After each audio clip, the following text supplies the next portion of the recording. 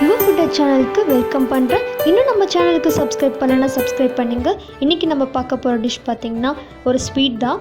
இது 90's கிட்ஸோட favourite sweet. ரூபா பால்கோவா சொல்லுவாங்க, இல்லை அல்கோவான்னு சொல்லுவாங்க.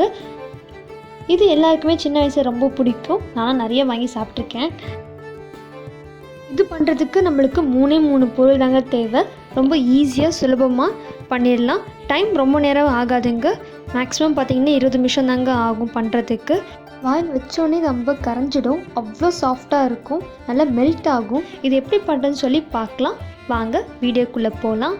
ஒரு ஜார் எடுத்துட்டு அதில் 1 கப் அளவுக்கு சர்க்கரை சேர்த்துக்கோங்க. 1லேருந்து 2 ஏலக்காய் சேர்த்துக்கோங்க. இது நம்ம பவுடர் பண்ணி எடுத்துக்கலாம்.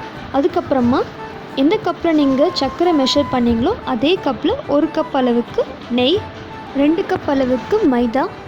கடையில் பார்த்திங்கன்னா 1/2 கப் அளவுக்கு நெய் சேர்ப்பாங்க, 1/2 கப் அளவுக்கு எண்ணெய் சேர்ப்பாங்க. இல்லைன்னா வெறும் எண்ணெயில் மட்டும் பண்ணுவாங்க. இங்கே நம்ம நெய்யில் தான் பண்ண போகிறோம். ஸோ நல்லா மிக்ஸ் பண்ணி விடுங்க. லோ ஃப்ளேமில் வச்சு கரெக்டாக ஒரு 5லேருந்து 7 நிமிஷம் போல் நல்லா மிக்ஸ் பண்ணி விடுங்க. ஸ்டார்டிங் நல்லா திக்காக ஆகும்.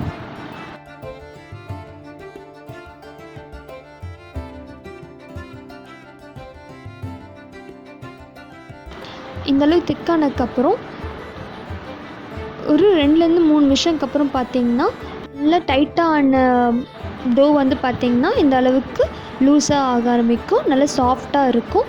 இப்போ நம்ம அரைச்சி வச்ச சர்க்கரையை போட போகிறோம். ஸோ நல்லா மிக்ஸ் பண்ணி விடுங்க. மிக்ஸ் பண்ணதுக்கப்புறம் இப்போ இதை நம்ம ஒரு பிளேட்டில் கொட்டி வச்சு லெவல் பண்ணிக்கலாம். இந்த மாதிரி லெவல் பண்ணி வச்சுக்கோங்க. ஸோ ஒரு 1/2 hour வரைக்கும் செட் ஆக டைம் கொடுங்க.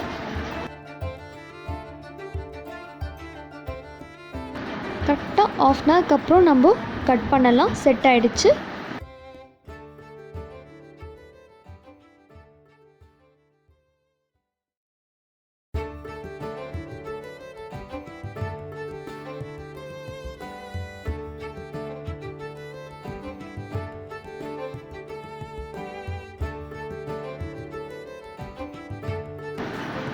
அவ்வளோதாங்க, நம்மளோட ரூபா பால்கோவா ரெடி ஆகிடுச்சு.